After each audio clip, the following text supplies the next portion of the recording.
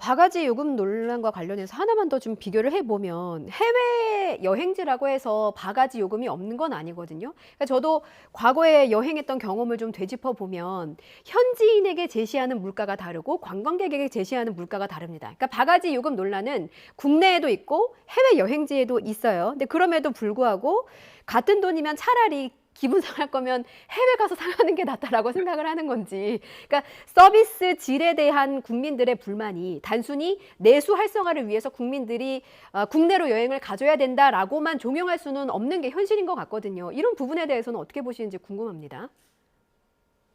아, 어려운 질문인 것 같은데요. 네.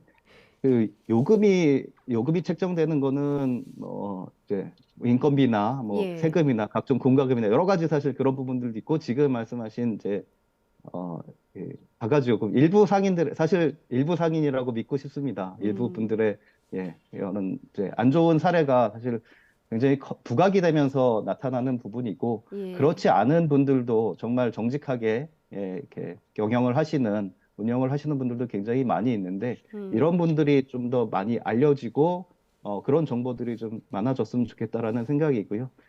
해외도 이게 어느 나라든 어느 관광지든 다 그 성수기에는 요금이 올라가는 부분이 있는데, 이렇게 여러 가지 이 예. 자정 노력과 정보 제공과 이런 것들이 함께 좀 복합적으로 진행이 되어야 될 것 예. 같습니다. 뭐 바가지 요금 논란이 교수님 탓이 아닌데 제가 마치 취조하듯이 질문을 드려서 너무 죄송하고요.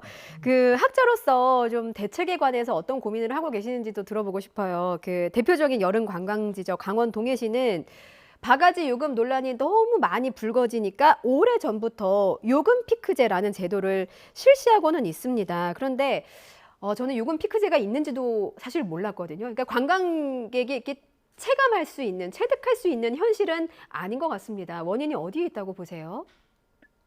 예, 저도 동해시에서 지금 시행하고 있는 피서철 숙박요금 제도이죠. 성수기, 그러니까 7월, 8월 숙박요금을 평상시 요금의 최대 2배 이내로 책정을 해서 사전에 음, 신고를 하고 그걸 넘지 않겠다고 이제 하는 그런 제도인데 예, 올해 제가 찾아보니까 96개 숙박, 민박 업소들이 동참을 했다고 합니다. 근데 음, 이것도 역시 이제 자발적 참여에 좀 기반한 거라고 생각이 되는데요. 예, 저 역시 조금 부끄럽지만 이 제도에 대해서 사실 이렇게 자주 들어보지 못한 음, 그런 정책입니다. 저 역시도 강원도에 있고 강원도에서 관광을 학생들한테 가르치고 있는 입장에서도 잘 몰랐던 이제 정책이어서 지금 이제 말씀하신 것처럼 관광객들이 피부로 와닿게 이제 홍보하는 음, 부분, 아무리 좋은 정책이 있어도 이제 알지 못하면 그 효과가 반감이 되기 때문에 이렇게 음, 많이 알릴 수 있는 그러한 부분들이 좀 더 필요할 것 같고요. 예, 네, 그 지역의 어떤 자발적인 참여 이런 것도 음. 사실 시도는 굉장히 좋은 시도인데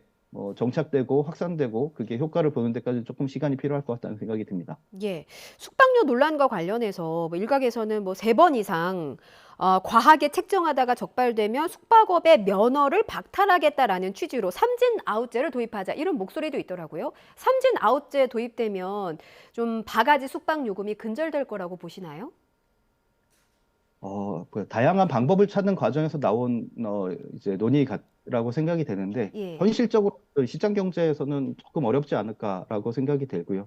이 삼진아웃제와 같은 경우는 최근에 이제 공중파 방송에서 논란이 있었던 지역 축제나 이런 것처럼 어떤 선정 과정과 입점 과정 이런 절차를 거치고 입점을 했을 때 그럴 경우에는 이제 가능할 것 같습니다. 만약에 올해 축제에 입점을 한 어떤 업체가 문제가 생겼을 때 다음에 배정을 하지 않는다. 이런 식으로에 대한 것들은 가능할 것 같은데 예. 기존에 이제 영업을 하고 있는 어떤 숙박 이제 시설이나 이쪽에서는 현실적으로 적용하는 건 좀 어렵지 않을까 생각이 들고요. 음. 숙박료가 과하다? 이런 거에 대한 기준 자체도 정하기 어렵고, 그러니까 음. 사람에 따라서 아까도 잠깐 말씀드렸지만, 나는 이 돈을 주고 그 정도의 어떤 서비스를 받았다 하면 또 그게 달라질 수 있기 때문에 음. 이거는 좀 이렇게 논의 과정에서 하나의 대안으로 나올 수는 있지만 조금 신중한 판단이 필요할 것 같습니다. 예.